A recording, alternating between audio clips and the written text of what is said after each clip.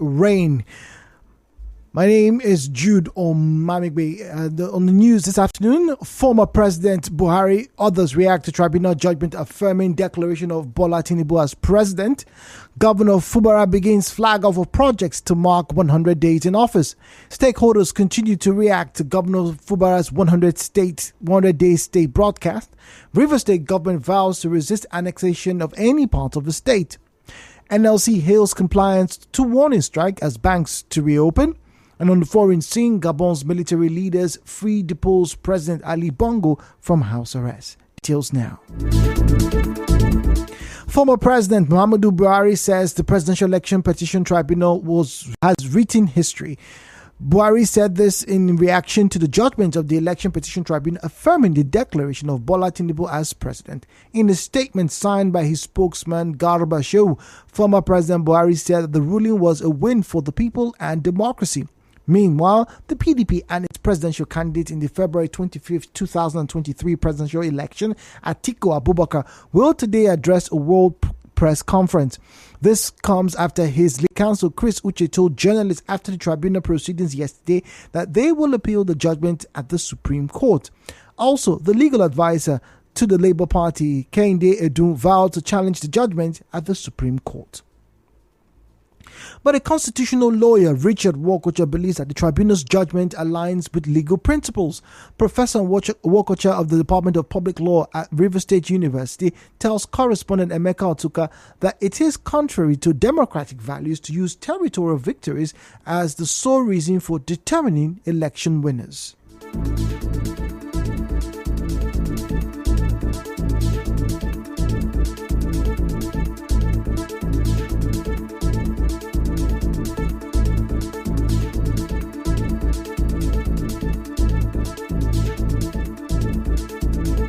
It is anti-democratic to argue that votes in any particular place must be won. There is no country in this world where there is a territory that must be won. Because democracy is the idea of one man, one vote. So it forbids the idea of weighted vote and weighted territories. To say so is to say that the votes of those casting vote in Abuja is heavier than the votes of every other people of Nigeria casting votes from anywhere. And what is the basis for that? Abuja is not even up to a state.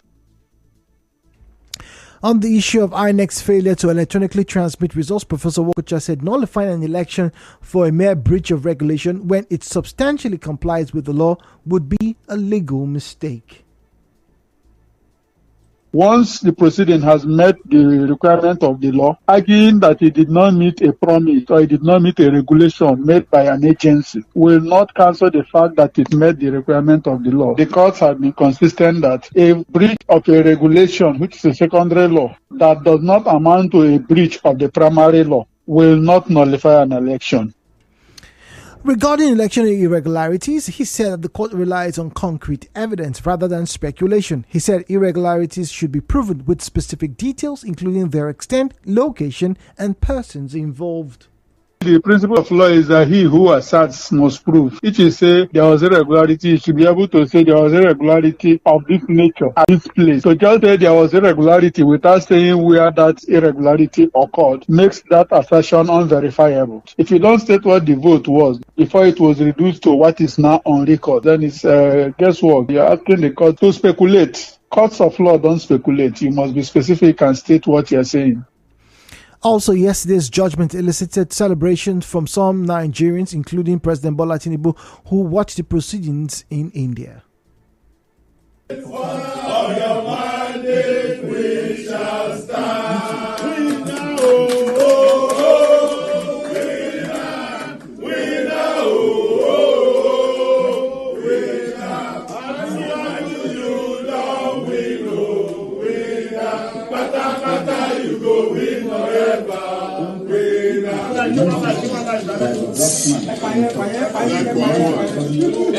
Mr. President. What we want to do is that the non-compliance complaint must be apparent when the The president later urged his co-contestants, PDP's Atiku Abubakar, Labour Party's Peter Obi, and their supporters to give his government the necessary support. The president assured Nigerians of his renewed and energized focus on delivering his vision of a unified, peaceful, and prosperous nation following the judgment by the Presidential Election Petition Tribunal in Abuja.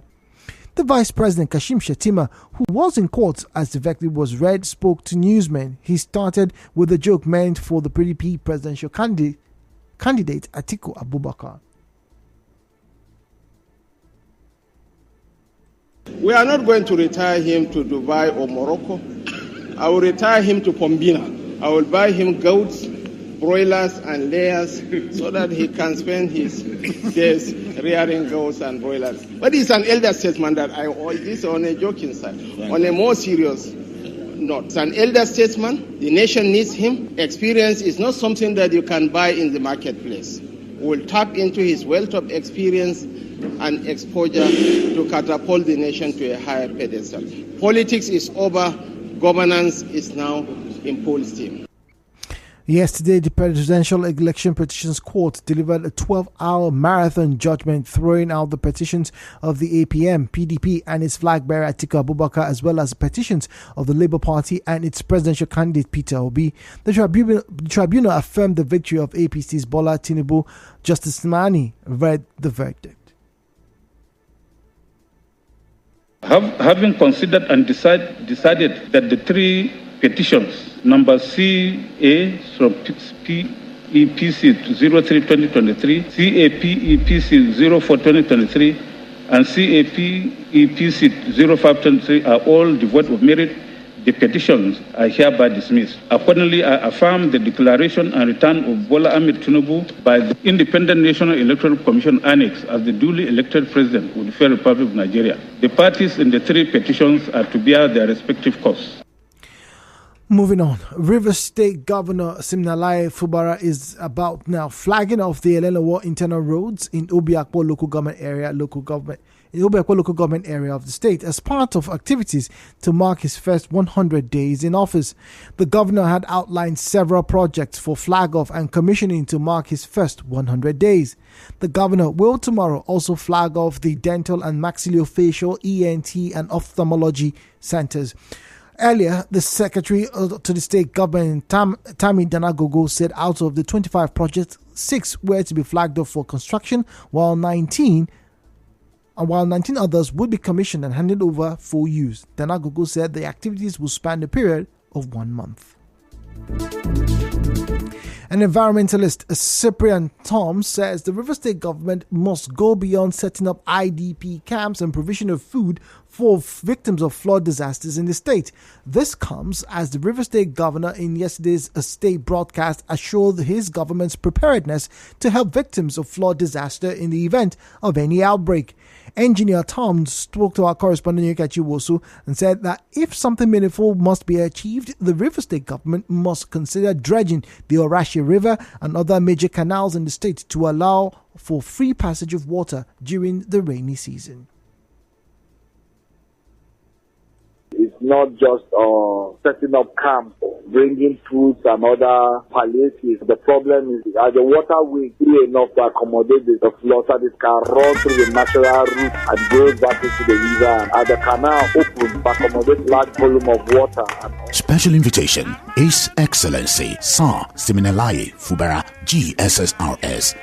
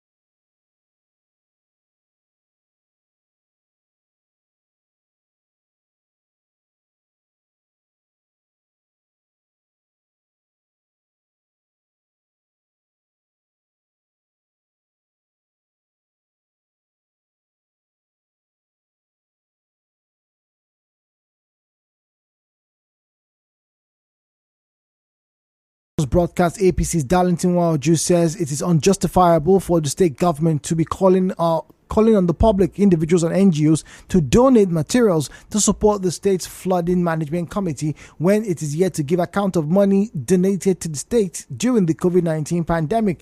Mr. Waju said this in a statement that a youth entrepreneurship development trust fund and an investment promotion agency should have taken priority over the Port Harcourt Ring Road. On his part, the chairman of Action Democratic Party, Christian Kendrick, in an interview with correspondent Soibi Oruwari, urged Governor Fubara to focus more on human capacity development in the state. Also, the spokesperson of the Labour Party in the state, Gogo Wellington, advised the governor to allow Rivers people to score his performance.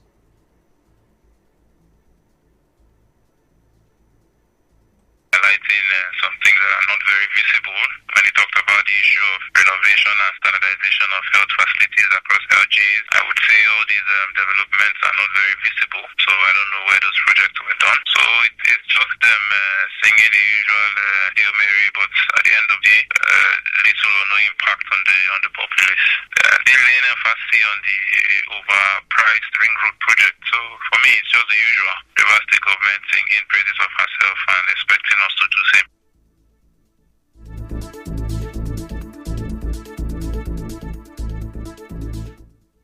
Mr. Wellington also urged the government to improve its collaboration with the security agencies to fight increasing crime against citizens.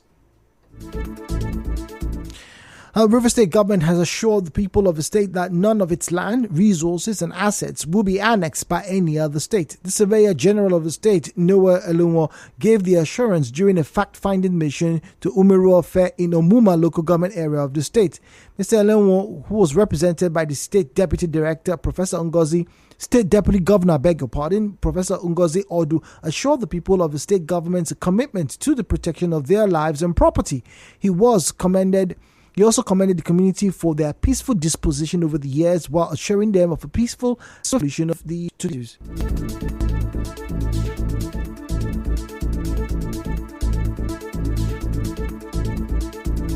She assured them and also directed that they should just maintain the peace. And that's the same message we have brought back to them here, even though we have interfaced with the communities. And the assurance that River State government is giving to them is that not a single inch of the River State owned landmass, our resources, our human capital, and what have you will be ascribed to any other state. The state will not allow any other state to come and annex, any community. So our advice to the Omoro community, and even every other community who is faced with similar situations and all that.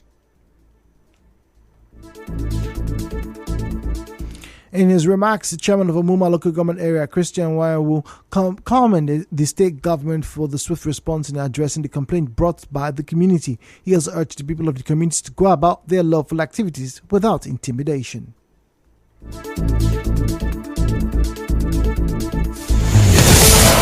And now the business news.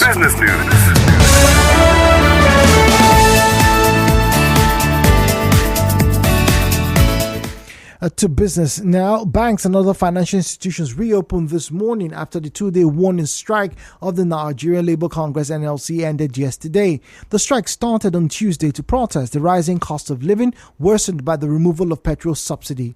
Meanwhile, long queues were seen in some banks and other financial institutions in Port Harcourt today following the full resumption of operation after shutting down in compliance with the Nigeria Labour Congress NLC two-day warning strike. Our correspondent who monitored banks around the Aba Road, Rumokoro, Transamadi and NTA Road axis of Port Harcourt observed the rush by customers into the banking halls. Some customers who spoke to our correspondent had this to say.